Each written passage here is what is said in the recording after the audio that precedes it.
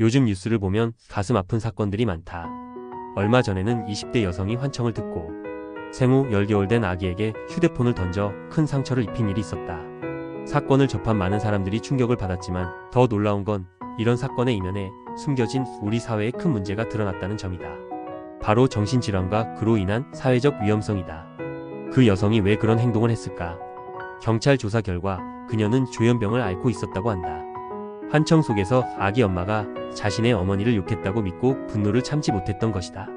피해를 입은 아기는 두개골 골절과 출혈로 현재 병원에 입원 중이며 회복 여부도 불투명하다. 어머니는 우리 아이가 장애를 안고 살아갈지도 모른다며 가해자가 적절한 처벌을 받기를 간절히 호소하고 있다. 이런 일이 발생한 원인에는 분명 개인적인 요인이 있지만 동시에 사회적인 문제도 깊게 자리하고 있다. 조사를 보면 우리나라 우울증 환자는 이미 100만 명을 넘어섰다. 이 중에서도 20대 여성의 비율이 가장 높다. 과거에는 60대 여성이 우울증 환자 중 최다였지만 이제는 20대가 그 자리를 차지하고 있다. 특히 20대 여성은 우울증뿐만 아니라 불안증, 불면증 등의 정신질환을 겪는 경우가 급격히 늘어나고 있다. 전문가들은 이를 스트레스와 경제적 어려움, 그리고 사회적 고립의 교집합 세대라고 부른다. 이들 중 상당수는 코로나 시기를 고교생으로 보냈다.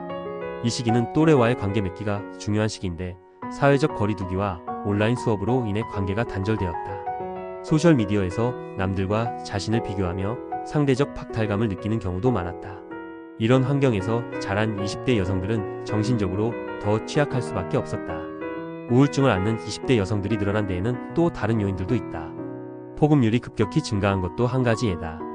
2005년에 30% 되었던 20대 여성의 포급률은 2018년에는 50%에 육박했다. 술은 감정을 일시적으로 마비시키는 도구일 뿐이고 과도한 음주는 우울증을 더 심화시킬 뿐이다. 그렇다고 모든 것이 부정적인 것만은 아니다. 최근 정신과 문턱이 낮아졌다는 긍정적인 변화도 있다. 예전에는 정신과에 가는 것만으로도 낙인이 찍히는 경우가 많았다. 하지만 이제는 젊은 세대가 정신과 상담을 받는 것을 부끄러워하지 않고 적극적으로 도움을 요청하고 있다. 이는 우울증을 방치하지 않고 치료받는 사람들이 늘어나고 있다는 신호로 볼 수 있다. 하지만 현실은 여전히 무겁다. 전문가들은 20대 여성들의 정신건강 문제가 사회적으로도 큰 영향을 미친다고 경고한다. 정신질환이 제대로 관리되지 않으면 앞서 말한 아기학대 사건처럼 무고한 피해자가 발생할 수 있다.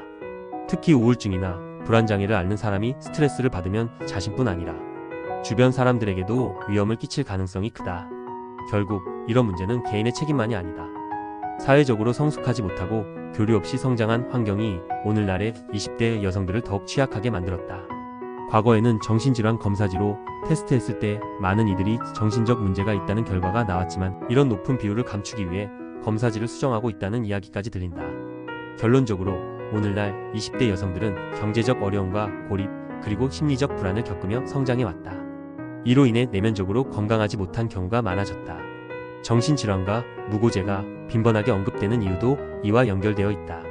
결국 우리 모두가 정신건강 문제에 대해 더 큰 관심을 가져야 하며 주변 사람들에게 더 따뜻한 관심과 배려를 보여야 한다. 사회적 고립감과 스트레스가 악순환으로 이어지지 않도록 예방하는 것이 우리 모두의 과제다.